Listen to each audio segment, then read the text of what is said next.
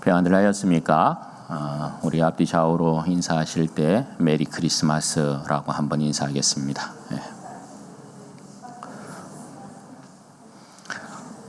12월이니까요. 메리 크리스마스로 인사해야 되죠. 어제 우리 교회에서 김장을 이렇게 했는데 너무나 수고들 많으셨습니다. 금요일부터 우리 권사님들 또 나오셔가지고 열심히 또 준비하시고 토요일 날 김장을 아주 맛있게 했습니다.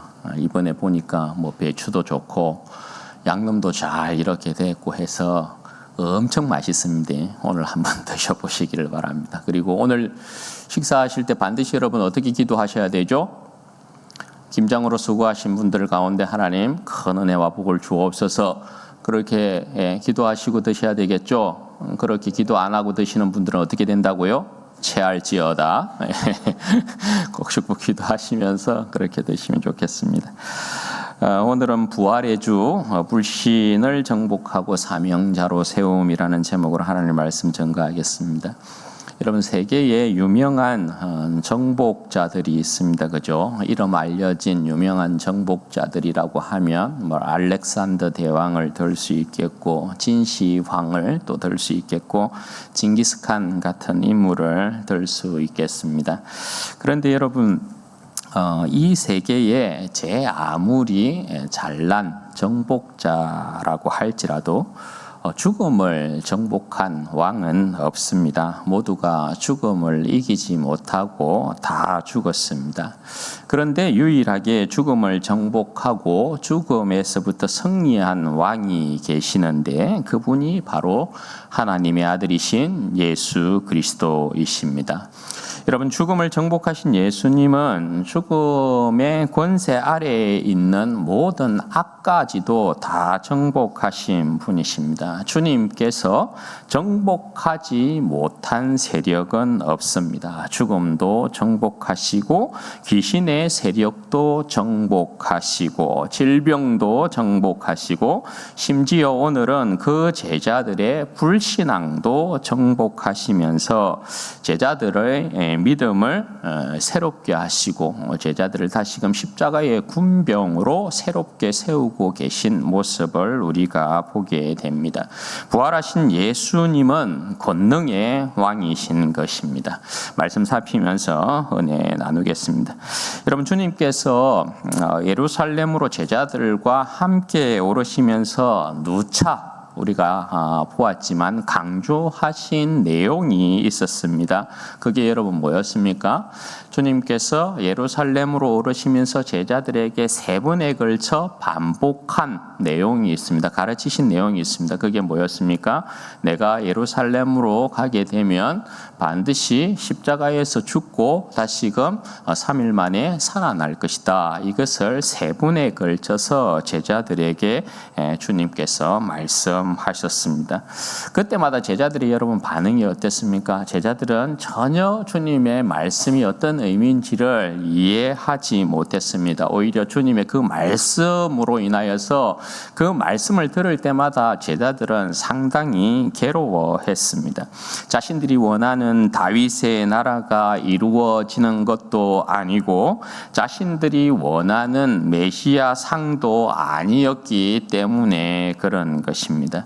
자신들이 바라보는 다윗의 나라나 자신들이 원하는 메시아 상은 절대 여러분 죽을 수 없고 다윗의 나라를 가지고 오지 못할 분이 아닌 거죠. 죽음을 통하여서 가지고 온다. 그건 여러분 절대 있을 수 없는 일이죠. 그래서 주님께서 자신이 죽으시고 부활한다라는 이 말에 대하여서 제자들은 전혀 이해하지 못하는 그런 상황이었어요. 그러면서 설마 생각하면서 오직 자신들이 꿈꾸었던 메시아 나라를 기대하면서 그 오는 중에 예루살렘으로 올라가는 그 중에 누가 크냐?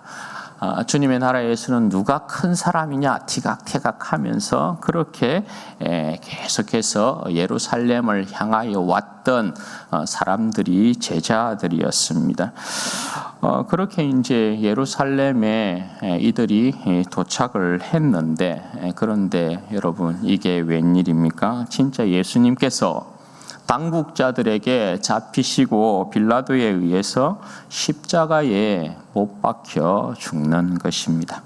일순간 저들이 꿈꾸었던 나라, 저들의 기대가 속절없이 무너졌을 뿐만 아니라 예수님이 십자가에 못 박히는 신문당하는 그 모습이 저들에게는 굉장히 살떨리고 두렵고 무서운 자리였던 것이죠. 그래서 모두가 다 도망쳤던 것입니다.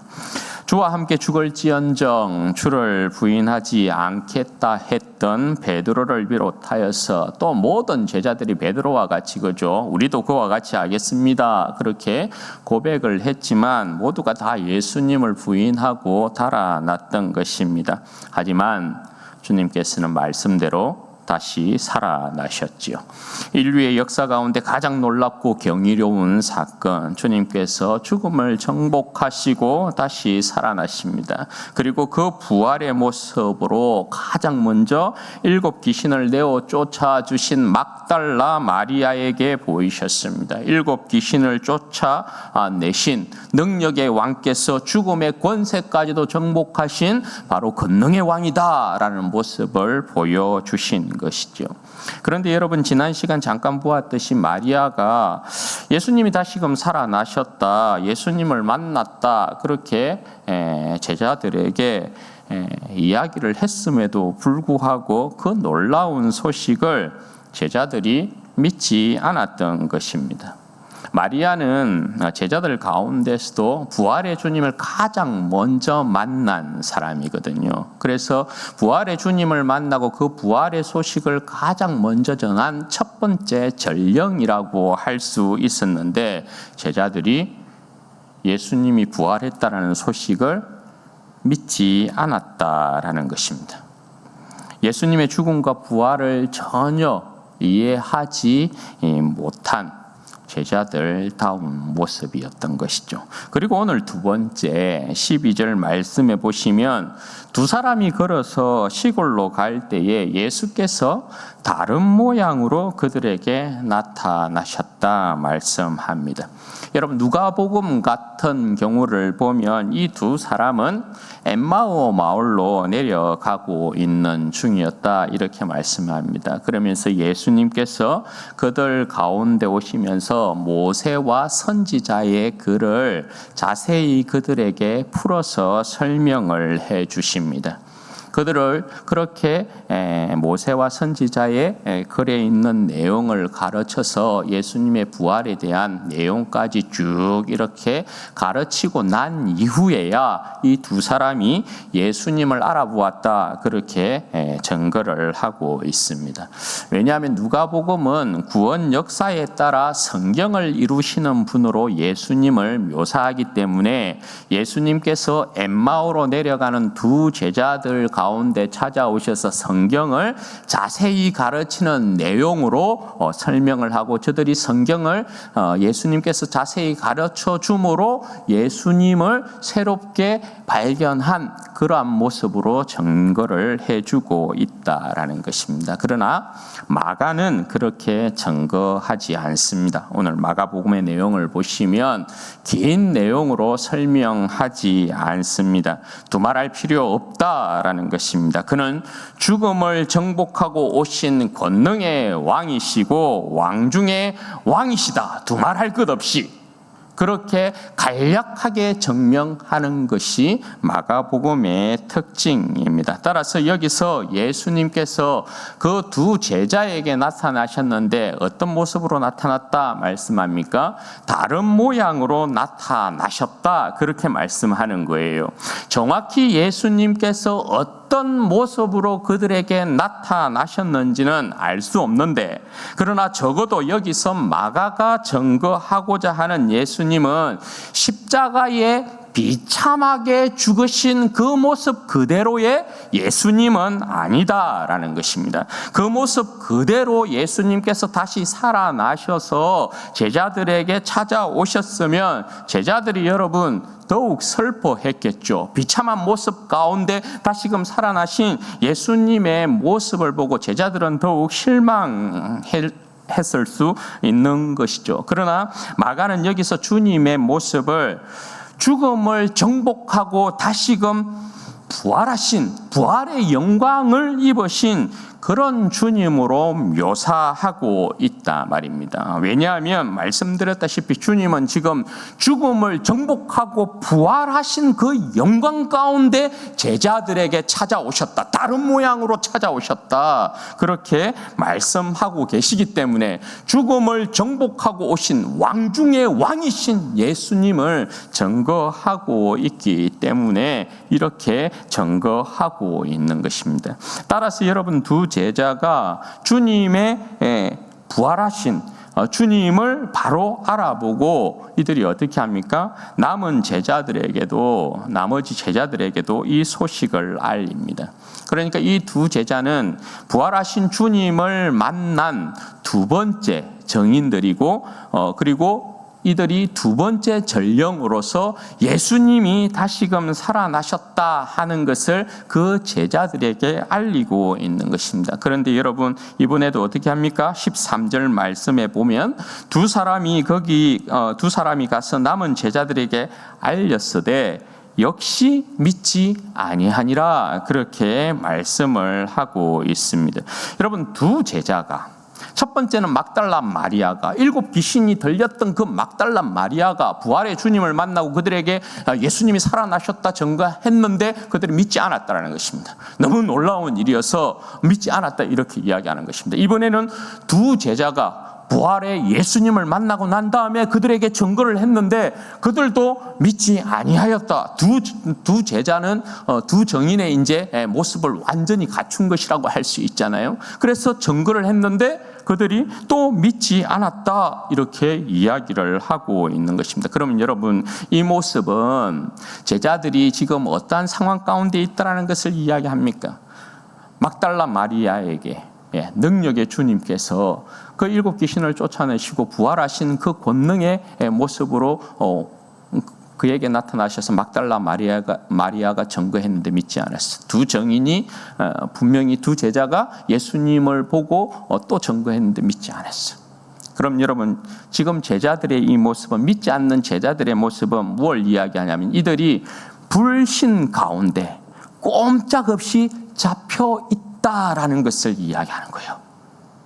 불신 가운데 이들이 꼼짝없이, 어둠의 세력 가운데 꼼짝없이 잡혀 있는 제자들의 모습을 이야기해 주고 있는 것이죠. 따라서 여러분, 이제 주님께서 직접 제자들을 찾아오십니다. 14절 말씀 보십시오. 그 후에 11 제자가 음식 먹을 때에 예수께서 그들에게 나타나사 그들의 믿음 없는 것과 마음이 완악한 것을 꾸짖으시니 이는 자기가 살아난 것을 본 자들의 말을 믿지 아니함이었다, 그렇게 말씀합니다. 주님께서 11 제자가 음식 먹을 때 나타나셨는데 저들의 믿음 없음과 마음의 완악함을 꾸짖고 계십니다. 그러니까 이 모습은 뭡니까? 제자들을 누르고 있는, 제자들을 사로잡고 있는 어둠의 그 권세, 믿음 없는 것과 그 마음의 완악함을 주관하고 있는 어둠의 권세를 꾸짖고 제자들의 믿음 없음과 그 마음의 완악함에서부터 그들을 주님께서 해방시키고 있는 그런 모습을 이야기하는 것이에요. 꾸짖어서 믿음 없음과 그 마음의 완악함을 몰아내시는 거예요. 그러니까 예수님의 모습이 뭐예요? 여기에서도 정복자의 모습인 거죠. 불신마저 정복하고 계시는 부활의 영광의 주, 이렇게 성경이 지금 증거하고 있는 거예요. 부활하신 주님은 정복자로서 죽음까지도 정복하신 그분께서 지금 어둠의 권세 가운데 사로잡혀 있는 이 제자들의 불신앙과 마음의 완악함까지도 정복하시면서 이들을 새롭게 주님 앞에서 새로운 믿음의 사람으로 세워놓고 계시다라는 것을 말씀해 주고 있는 것입니다. 이처럼 여러분, 부활의 주님은 불신앙도 정복하시는 분인 것입니다. 지난 시간에 여러분 보았던 9절의 내용부터 보시면 각 이야기의 끝에, 그러니까 11절 말씀, 13절 말씀, 14절 말씀을 보시면 계속해서 여러분 반복되는 단어가 믿지 아니함일러라, 이러한 단어예요.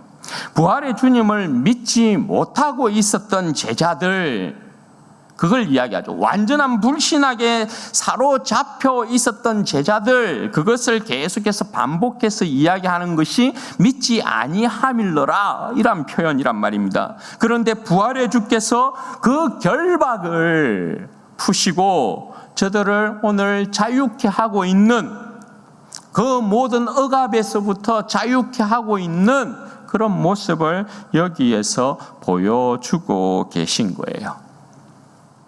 그리고 이어지는 내용은 저들에게 새로운 사명을 주시는 내용이에요. 불신앙에서부터 자유케 되고 부활의 주를 만난 제자들이 이제 그리스도의 새로운 십자가의 군병으로서 거듭나서 부활의 주님께서 이제 저들 안에 있는 불신을 정복하시고 저들을 새롭게 세워서 사명자로, 복음의 사명자로 세우고 있는 내용이 그 다음 부분에 있는 내용이에요. 15절 16절 말씀에 보시면 저들에게 이제 새로운 사명이 주어지는데요. 어떻게 말씀합니까? 또 이르시되 너희는 온 천하에 다니며 만민에게 복음을 전파하라. 믿고 세례를 받는 사람은 구원을 얻을 것이요 믿지 않는 사람은 정죄를 받으리라. 그렇게 말씀하시죠. 이제 여러분, 이들이 새로운 주님의 십자가의 군병으로서 사명을 받게 되는데, 이제 저들의 무대가 이스라엘 땅, 가나안 땅에만 국한되고 있는 것이 아니다, 그죠? 이제 이들의 무대가 온 천하, 세계가 저들의 무대가 되고 있는 것을 보게 돼요. 왜 그럴까요? 죽음을 정복하신 주님이 만왕의 왕이 되시기 때문에 그래요. 죽음을 정복한 왕이 온 세상, 온 세계 모든 왕 중에 왕이 되시기 때문에 그렇다 말입니다. 온 세상의 구주와 온 세계의 구원자가 죽음을 정복하고 부활하신 예수님이시기 때문에 그렇다라는 것입니다.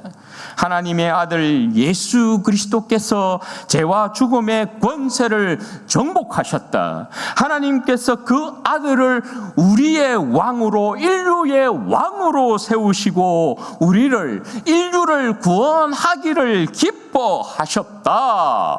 이것이 복음인 것입니다. 이 소식을 온 세계에 알리도록 하고 계신 것입니다. 온 천하를 다니며 만민에게 복음을 전파하라. 하나님께서 그 아들을 이 땅 가운데 보내셔서 죽음의 권세를 정복하고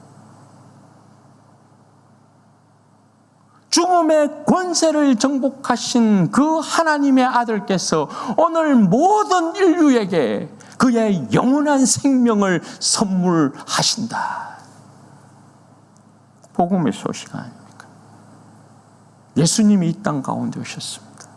하나님의 아들이 이 땅 가운데 오셨습니다. 그 누구도 정복하지 못했던 죽음의 권세를 정복하셨습니다. 그리고 그 아들을 통하여서 인류를 구원하십니다. 그 아들을 믿기만 하면 하나님의 자녀가 됩니다. 영원한 생명을 얻습니다. 죽음 아래에 놓여있는 인생들에게 얼마나 복된 소식입니까? 이 복음의 소식을 듣고 세례를 받는 사람은 구원을 받고 믿지 않는 사람은 정죄를 받는다. 이렇게 표현합니다. 그러니까 여러분, 이 표현은 어떤 표현이에요? 한마디로 복음의 소식을 듣고 세례를 받으면 구원을 이렇게 얻는 것이고 믿지 않으면 정죄를 받는다.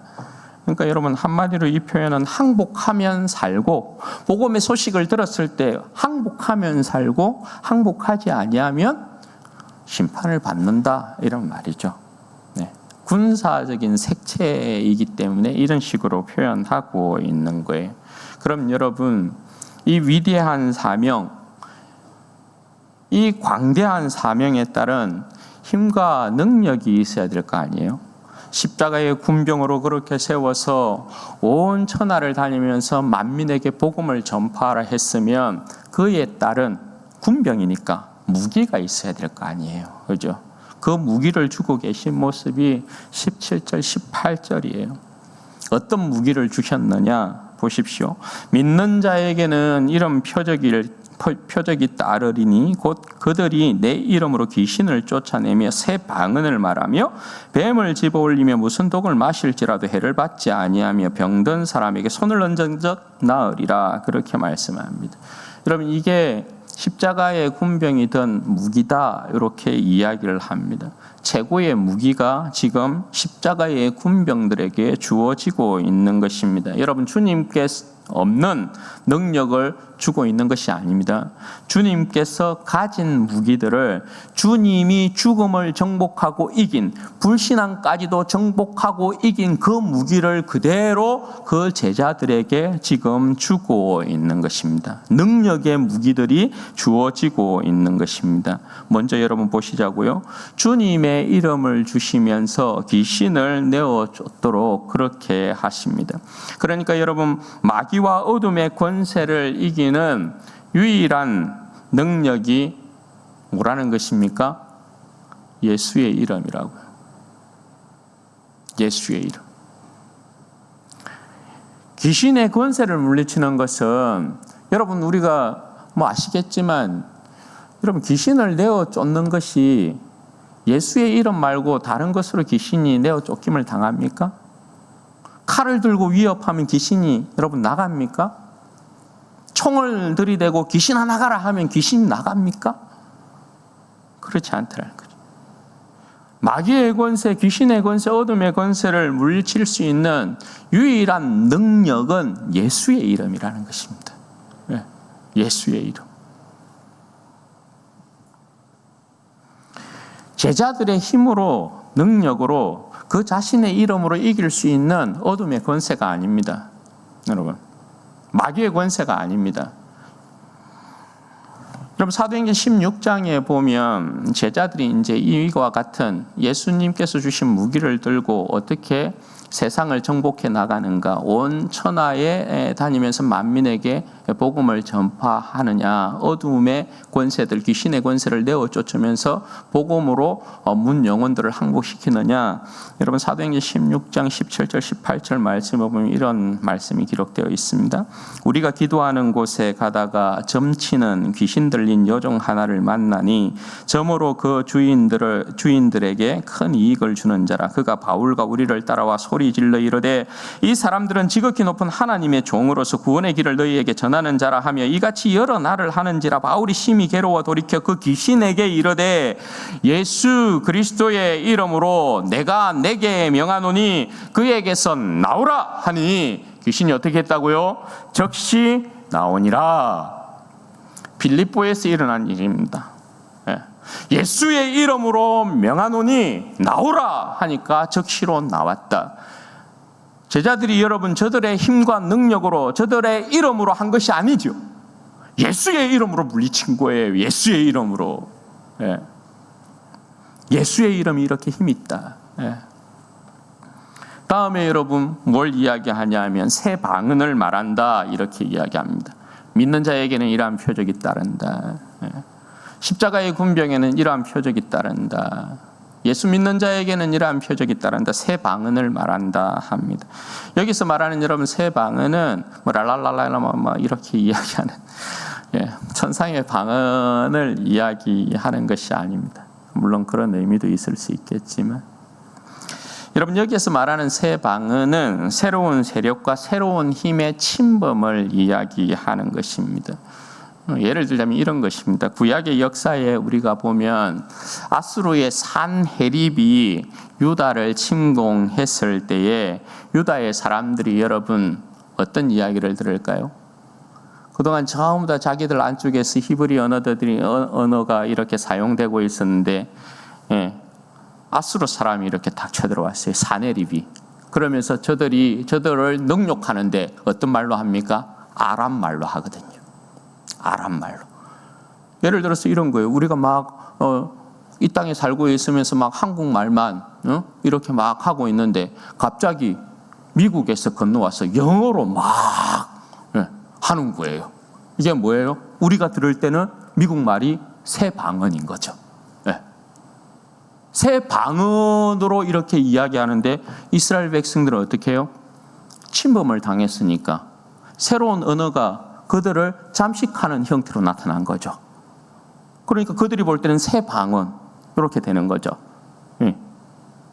그리고 여러분 이스라엘 백성들은 역사에 보면 바벨론으로 끌려갑니다. 그죠? 나라가 망해서 바벨론으로 끌려갈 때 그들의 모습이 여러분 어떤 모습을 띠게 돼요? 그들은 바벨론에서 바벨론 말을 들어야 돼요. 바벨론의 언어를 들으면서 말을 들으면서 그들은 비참한 포로 생활을 해야 했단 말입니다. 그와 같은 거예요. 새 방언은. 여러분 사도행전 17장 18절 말씀해 보면 사도 바울이 아데네에서 있었던 일을 이런 식으로 설명하거든요. 어떤 에피쿠로스와 스토아 철학자들도 바울과 쟁론할 새에 어떤 사람은 이르되 이 말쟁이가 무슨 말을 하고자 하느냐 하고 어떤 사람은 이르되 이방신들을 전하는 사람인가 보다 하니 이는 바울이 예수와 부활을 전하기 때문이라 이렇게 이야기한다고요. 그럼 여러분 이 표현은 뭐냐면 이 에피쿠로스 철학자들이나 스토아 철학자들은 지금까지 예수와 부활이라는 그 소식을 한 번도 들은 적이 없어요. 그런 일을 들은 적이 없어요. 그런데 사도 바울이 그들과 논쟁을 할 때에 무엇을 전가하냐면 예수 그리스도의 주되심과 예수 그리스도께서 십자가에 죽으시고 부활하셨다는 소식을 이 철학자들에게 전하고 있으니까 이 철학자들은 뭐예요? 예수 그리스도의 이 소식을 처음 듣는 거예요. 그러니까 저들의 귀에는 이 소식이 복음의 소식이 사도 바울이 전하는 예수 그리스도의 십자가의 죽음과 부활이 어떻게 들리는 거예요? 새 방언으로 들리는 거예요. 새로운 언어로 들리는 것이란 말입니다. 이것이 여러분 새 방언에 대한 내용이에요. 죽음의 세계에 있어서 예수 그리스도께서 죽음을 정복하고 다시금 살아나셨습니다. 예수 그리스도를 하나님께서 인류의 구원자로 왕으로 보내셨습니다. 이건 죽음이 덮고 있는 세계에 있어서의 새로운 방언이 나타난 거예요.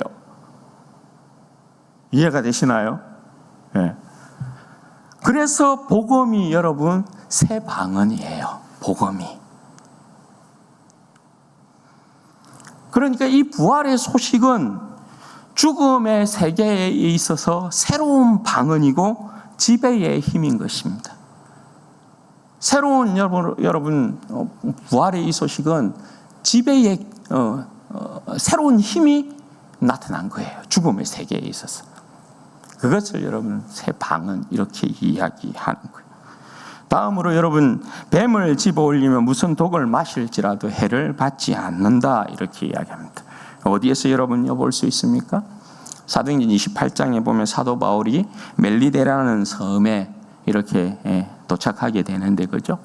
거기에서 불을 피울 때에 독사가 나와서 사도 바울의 팔을 이렇게 물지 않습니까? 그래서 원주민들이 이 사람은 이제 죽었다 생각했는데 사도 바울이 아무렇지 않게 그냥 그 독사를 불에다가 이렇게 떨어내는 것을 보게 되죠. 그게 여러분 사도 바울의 권능이 아니죠. 독사에게 물렸어도 독을 이렇게 마셨어도 아무렇지 않다라는 것이. 그리고 병고침의 역사. 사도행전 19장에 보면 사도 바울이 에베소에서 사역할 때 하나님께서 굉장히 희한한 일을 행하게 만드신다. 그죠? 19장 11절 12절 말씀에 보면 이런 내용이 기록되어 있죠. 하나님이 바울의 손으로 놀라운 능력을 행하게 하시니 심지어 사람들이 바울의 몸에서 손수건이나 앞치마를 가져다가 병든 사람에게 얹은즉 그 병이 떠나고 악귀도 나가더라. 여러분 그러니까 사도들이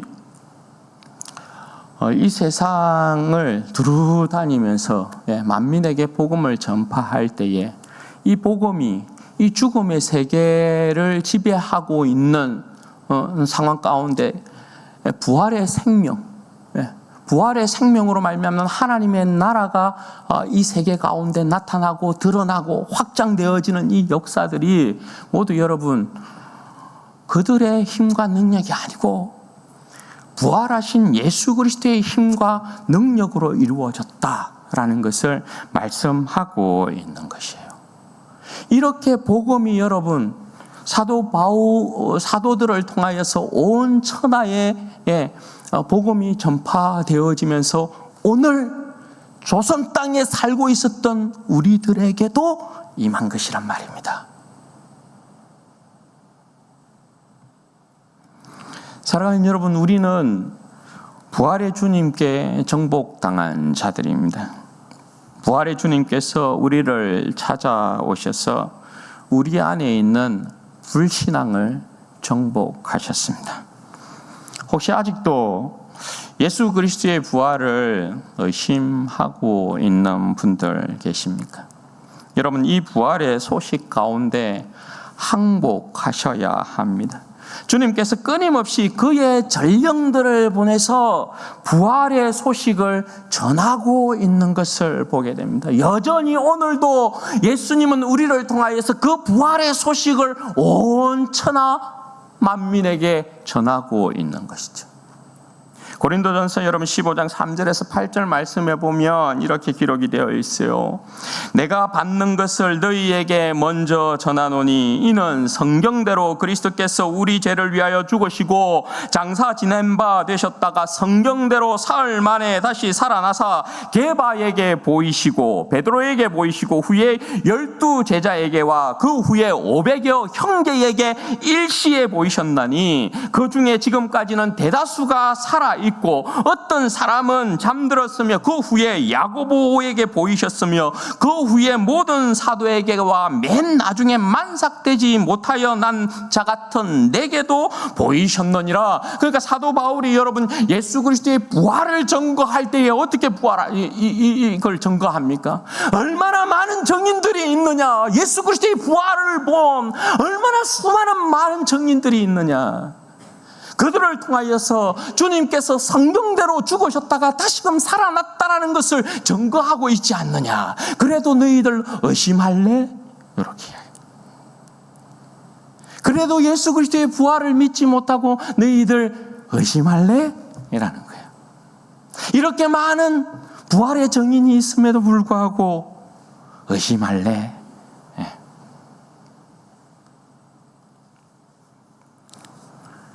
여러분, 주님께서 수많은 전령과 증인들을 보내셔서 주님께서 성령의 능력으로 우리 마음에 있는 불신과 우리의 마음의 완악함을 여러분 정복하고 예수 그리스도의 그 부활을 확정해 주셨지 않습니까?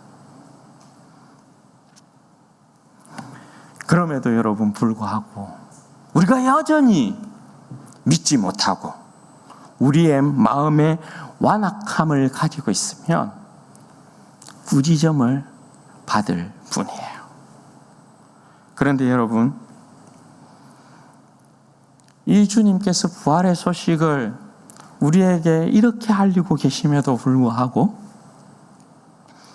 이 시대에 우리가 여전히 예수 그리스도를 믿지 못하는 이 마음의 의심과 마음의 완악함을 가지게 되어지면 믿음 없음과 마음의 완악함을 여러분 가지게 되어지면 주님 다시 오셔서 우리를 꾸짖을 때는 완전한 심판의 꾸짖음이에요.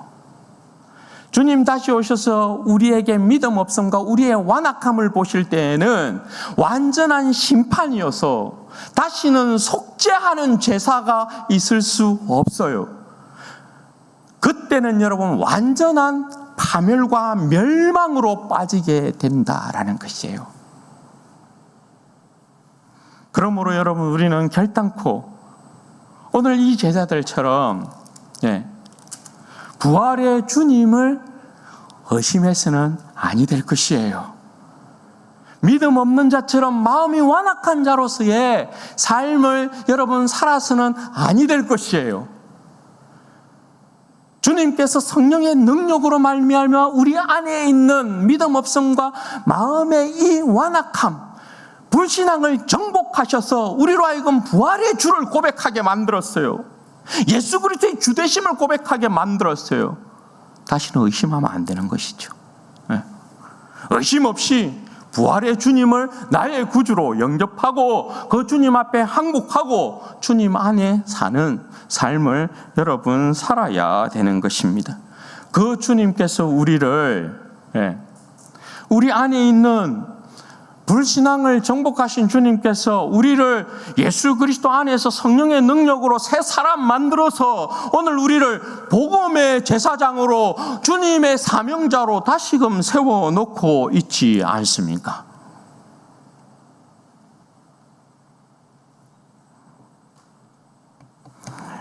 여러분, 지금도 여전히 우리는 살아계신 예수 그리스도의 이름으로 마귀와 귀신, 이 어둠의 세력을 여러분 쫓아냅니다. 이 어둠의 세력과 싸웁니다. 여러분, 우리는 이 세상 예수 그리스도의 이름으로 산다, 그죠? 예수의 이름으로 마귀의 권세와 귀신의 권세와 이 세상의 유혹과 싸워 이기는 자들인 줄로 믿습니다. 여러분, 예수 그리스도의 이름을 가지고 살지 않는 한 결단코 여러분 이 세상의 마귀의 권세와 이 귀신의 권세와 세상의 유혹에서 우리가 이길 길은 없다.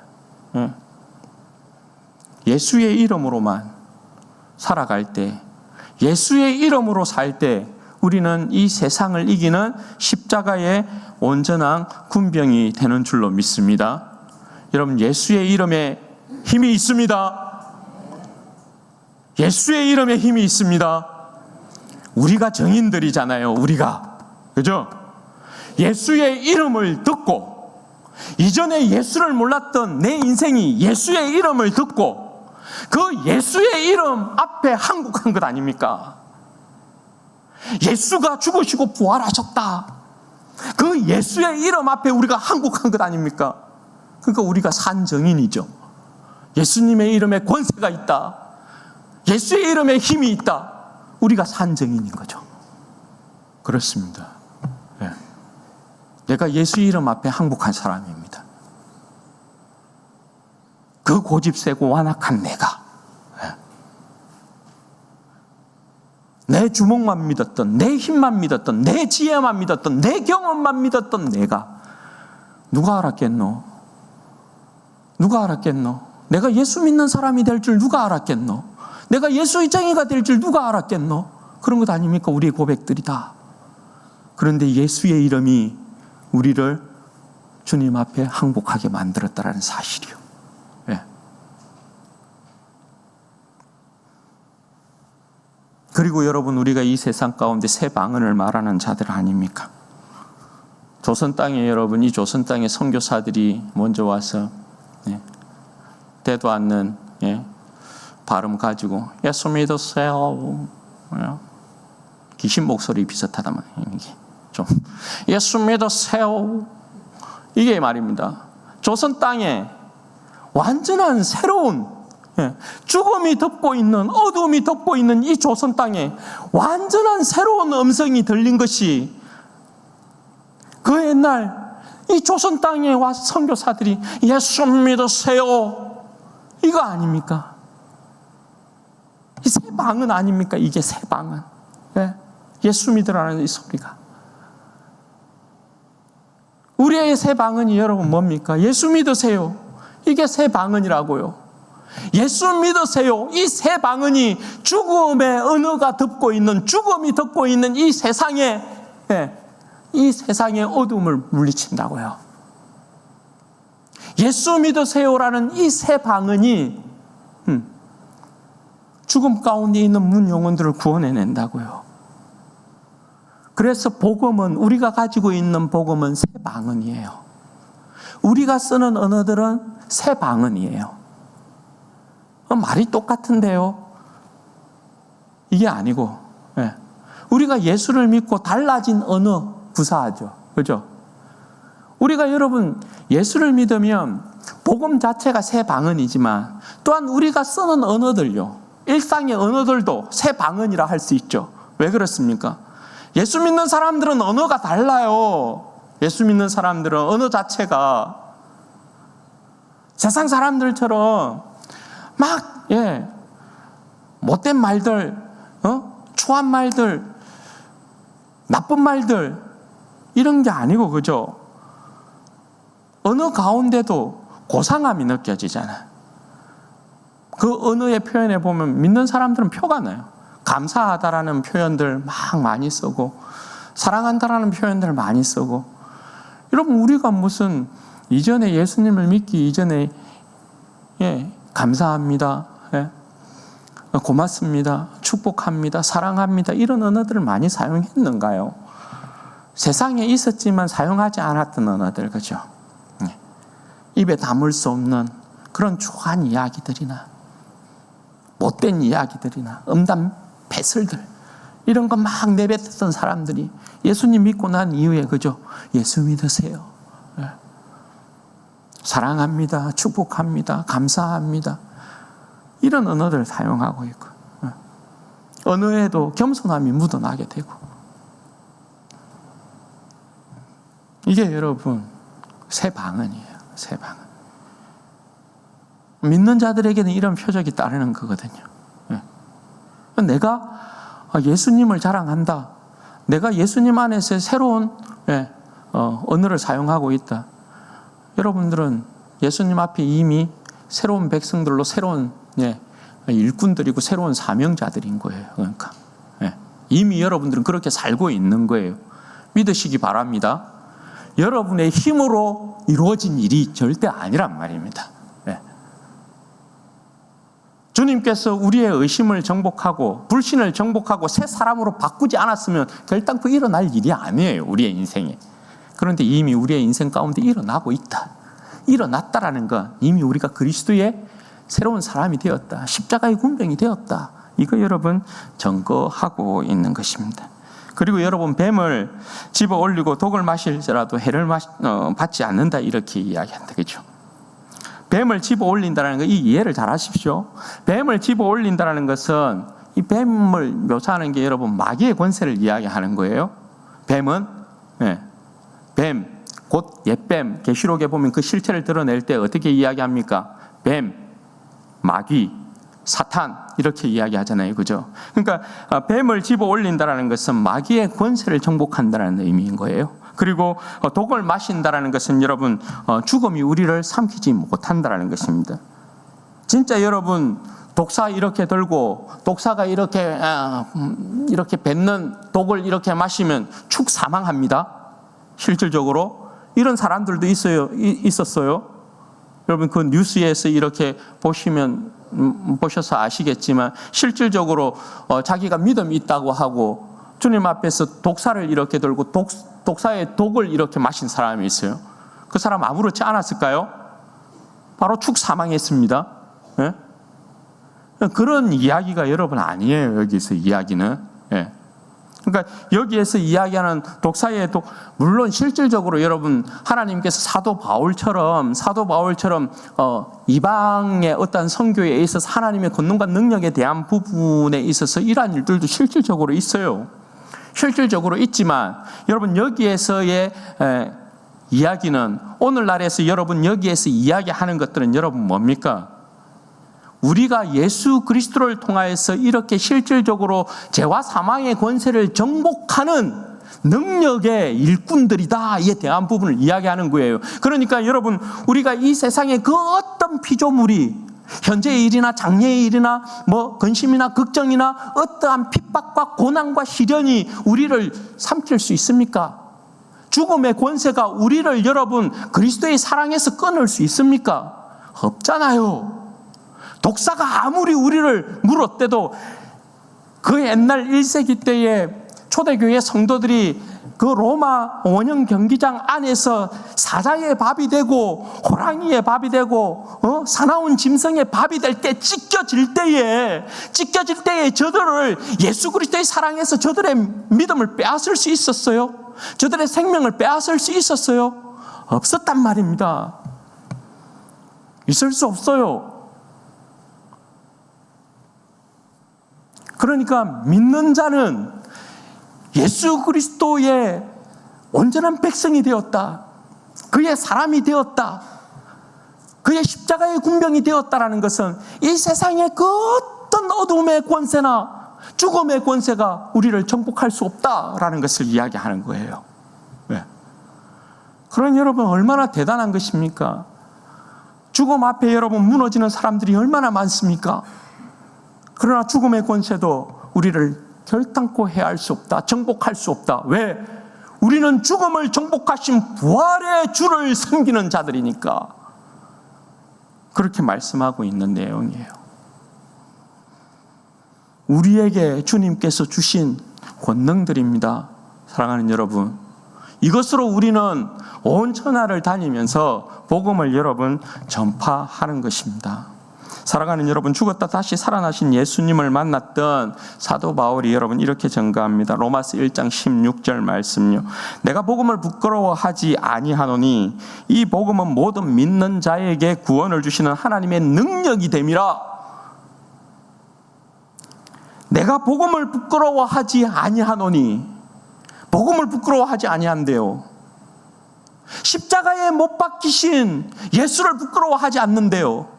모든 사람들이, 로마 시대의 모든 사람들이 십자가에 못 박혀 죽은 죄인에 대하여서는 모두가 부끄러워하는데 사도 바울은 십자가에 못 박힌 예수 그리스도를 부끄러워하지 않는데요. 왜요? 이 복음은 십자가에 그냥 비참하게 죽고 끝난 예수가 아니라 죽음을 정복하고 일어난 예수이니까, 부활하신 예수 그리스도이니까 이 복음은 모든 믿는 자에게 구원을 주시는 하나님의 능력이 됨이라. 그렇게 고백하는 것 아닙니까? 여러분, 우리가 복음을 부끄러워해야 합니까? 이 세상 가운데 여러분 예수 믿으세요라는 이 말을 여러분 부끄러워해야 합니까? 왜 부끄러워해야 합니까? 이 세상을 여러분 보십시오. 이 세상에 잘난 사람들 말입니다. 그 무엇으로도 이 세상은 자기를 피하라는 시대 아닙니까? 거짓된 것도 추한 것도 잘했다고 막 피하라는 시대가 이 시대입니다. 네. 죄악도 부끄러움 없이 드러내놓고 요거 잘했지요 하는 시대가 이 시대입니다. 그런데 왜 진짜 생명을 가지고 있고 진짜 진리를 가지고 있는 우리가 예수 믿으세요 라는 이 말을 부끄러워해야 되냐고요? 그렇지 않아요? 왜 부끄러워해야 되냐고요? 모든 사람에게 구원을 주시는 이 복음의 능력을 왜 우리가 부끄러워해야 되냐고요? 당당하게 여러분 세상을 향해 외쳐야 된다는 것입니다. 예수 믿으세요.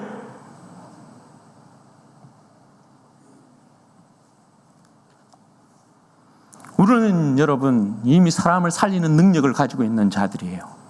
예수라는 이름을 가지고 있는 자들이 우리이기 때문에 그래요. 사도 바울이 로마서 14장 7절에서 9절에 이렇게 이야기해요. 우리 중에 누구든지, 여러분 잘 들어보십시오. 우리 중에 누구든지 자기를 위하여 사는 자 없고, 이게 뭘 이야기하는지 보십시오. 우리 중에 누구든지 자기를 위해 사는 자 없고 자기를 위해 죽는 자도 없도다. 이게 여러분 말이 됩니까? 이게 예수님을 믿지 않는 자들에게 이 이야기를 하면 이해가 되겠어요. 우리 중에 누구든지 자기를 위하여 사는 자가 없고, 지금까지 자기를 위해 사는 건데, 나를 위해 사는 건데, 내가 죽는 건데, 그렇죠? 자기를 위해 사는 자도 없고 자기를 위해 죽는 자도 없도다. 그러면서 사도 바울이 어떻게, 우리가 살아도 주를 위하여 살고 죽어도 주를 위하여 죽나니 그러므로 사나 죽으나 우리가 누구의 것이라고요? 주의 것이로다. 이를 위하여 그리스도께서 죽었다가 다시 살아나셨으니 곧 죽은 자와 산 자의 주가 되려 하심이라. 예수님이 우리의 주인이라는 거예요. 예수님이 내 생명의 주인이래. 나는 예수를 위해 사는 존재래요. 내 안에 예수의 생명으로 살아가는 존재래요. 내가 예수 안에 있음으로 살아있는 존재래요. 내가 예수 때문에 살고 죽는데요.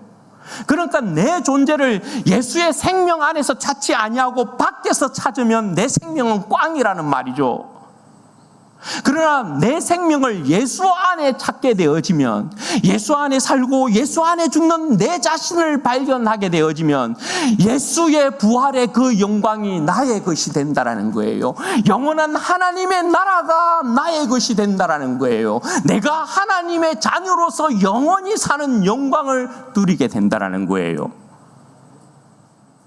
우리 중에 그 누구도 자신을 위하여 살거나 자신을 위해 죽지 않아요. 우리는 예수 그리스도의 것이에요. 사랑하는 여러분, 진짜 여러분들은 예수의 이름으로 사는 것 맞습니까? 여러분들은 예수 위에 사는 것 맞습니까? 여러분들은 예수 그리스도를 자랑하며 사는 것 맞습니까? 그렇게 살고 있다면 우리는 이미 예수 그리스도의 것으로, 예수의 이름으로 이 땅을 살아가는 백성인 거로 우리는 이미 복음의 제사장인 거예요. 우리는 주님께서 주신 사명 붙들고 이 세상을 살아가는 자들인 것이에요. 그래서 우리의 삶이 의미 있는 거예요. 가치 있는 거예요. 예수의 이름으로 살지 않는, 아까 우리 전도사님 예배 전에 멘트했지만, 예수를 알기 전에 우리의 삶은 내 인생에 어떤 의미를 설정하고 그렇게 내 인생을 살아왔다 한들 잘 살았어도 죽음 아래 갇혀서 어두움으로 들어가요. 그렇잖아요. 그런데 여러분, 예수 안에서의 내 인생이 여러분 값지고 고귀하고 영광스러운 것은 이 세상에서의 내 삶이 주님 안에서의 의미를 두고 주님 안에서 내 인생이 인정받으며 주님 안에서 내 인생이 잘했다 칭찬받아서 하늘에서 살아계신 주님께서 내 인생을 인정한단 말입니다. 착하고 충성된 종아, 네가 내 이름으로 이 세상에 살면서 내 나라와 영광을 위하여서 네가 이처럼 살았구나. 죽음으로 사라지는 인생이 아니라 살아계신 주님께서 우리의 인생을 보시고 기뻐하고 즐거워하시고 칭찬하신단 말입니다. 그래서 우리의 인생이, 이 세상을 살아가는 내 인생이 의미 있고 가치 있고 보배로운 것입니다. 주님께서 인정하지 않는데 내 인생이 어디에 의미를 두겠어요? 어떤 의미를 갖겠어요? 네. 그런데 죽음을 이기시고 부활하신 주님이 내 인생을 인정한다. 내 삶의 의미를 인정해 준다. 가치를 인정해 준다. 이게 진짜 아닙니까? 네. 사랑하는 여러분, 그러므로 우리는 복음의 제사장으로서 우리의 인생을 값지게 여기고, 주님께서 우리에게 이미 들려주신 복음의 제사장으로서 복음의 깃발을 우리가 힘있게 들고 끝까지 여러분, 우리가 주님 앞에서 부활의 능력으로 주님의 이름으로 이 세상을 싸워서 이기는 자들 되어지기를 바라고, 주님 안에서 승리하는 우리 진주원의 교회 모든 성도들 되시기를 주님의 이름으로 축원드립니다. 아멘. 그럼 같이 한번 기도하십시다. 여러분, 이 시간에 기도할 때 여러분, 우리의 결단코 부활의 주님을 의심하지 마십시다. 주님께서 부활하셨고 부활의 주께서 우리의 불신앙을 정복하시고 우리를 성령의 능력 가운데 새로운 사람으로 지으시고 우리를 복음의 제사장으로 세웠습니다. 예수의 이름으로 승리하는 인생이 되게 해 주십시오. 예수의 이름으로 날마다 승리하는 인생 되어지게 하십시오. 마귀의 권세와 귀신의 권세와 어둠의 권세와 이 세상과 싸워서 승리하는 십자가의 군병 복음의 제사장 되게 하옵소서. 우리 주여 한 번을 더 기도하십시다. 주여, 영광이 아버지 하나님 감사합니다.